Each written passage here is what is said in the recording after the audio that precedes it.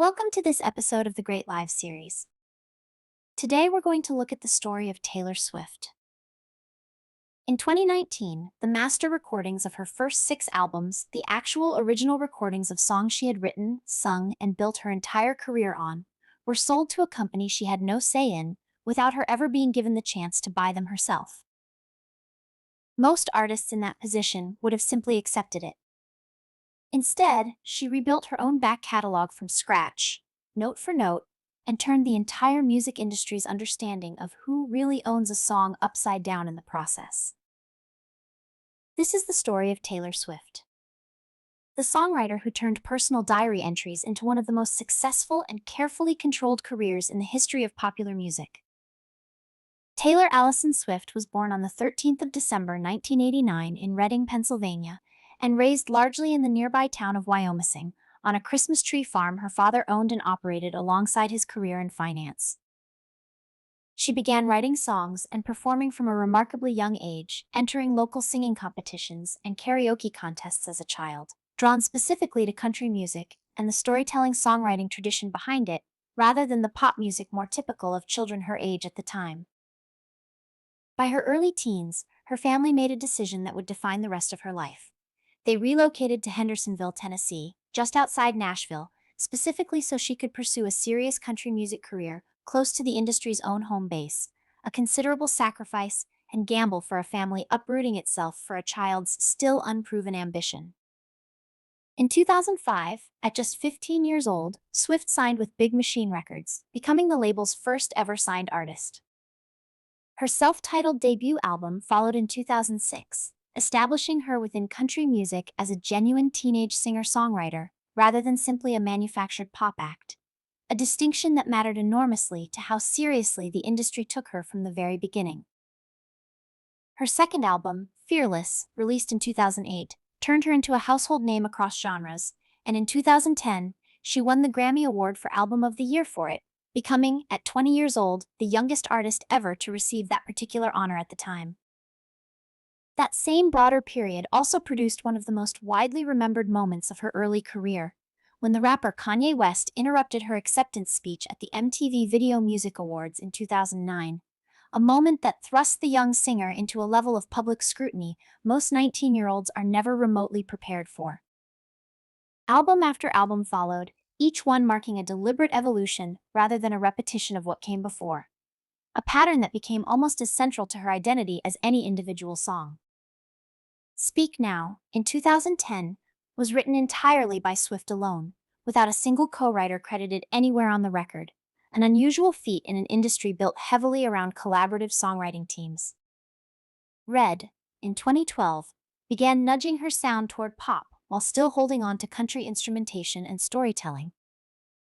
And in 2014, 1989 completed that transformation entirely, a full pop reinvention, explicitly inspired by the sound of 80s synth pop, that produced some of the biggest singles of her career and earned her a second Album of the Year Grammy in 2016. Reputation, in 2017, embraced a darker, more guarded, deliberately combative public image following several years of intense tabloid scrutiny and a string of public feuds with other celebrities, while Lover, in 2019, marked a deliberately brighter, more romantic return after that darker chapter. Then came 2019's defining business crisis. Big Machine Records was sold, and with it, the master recordings of Swift's first 6 albums, the original studio recordings underlying every song she had released up to that point, to Ithaca Holdings, a company run by the talent manager Scooter Braun, with whom Swift had a well-documented history of public tension. Swift said publicly that she had been given no real opportunity to purchase her own masters before the sale went through, despite having asked about it directly, and described the situation as her worst-case scenario, watching the original recordings of her own life's work pass into the hands of someone she said she didn't trust to be a fair steward of them. Rather than simply accept it, Swift did something almost no major artist had ever attempted at that scale.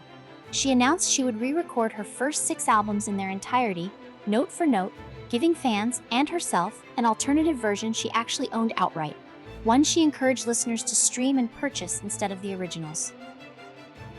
Fearless, Taylor's version, and Red, Taylor's version, arrived in 2021, followed by Speak Now, Taylor's version, and 1989, Taylor's version in 2023, each one padded with previously unreleased songs written during the original recording sessions but left off the finished albums at the time. The re-recordings were not just a legal maneuver, they became genuine commercial and cultural events in their own right, frequently outperforming the streaming and sales numbers of the original releases they were replacing, and sparking a much wider industry-wide conversation about how rarely musicians, even hugely successful ones, actually retain ownership of their own recorded work. In between, Swift surprised the entire music world during the isolation of 2020, with two unplanned sister albums, Folklore and Evermore, announced with only hours of notice each, a hushed, literary indie folk departure built around fictional narrators and invented characters rather than her usual autobiographical songwriting style. Folklore went on to win the Grammy for Album of the Year in 2021, and by the time her 2022 album Midnights also claimed the same award 2 years later, Swift had become, by most counts, the artist with the most Album of the Year Grammy wins in the award's entire history, surpassing legends who had held the record for decades.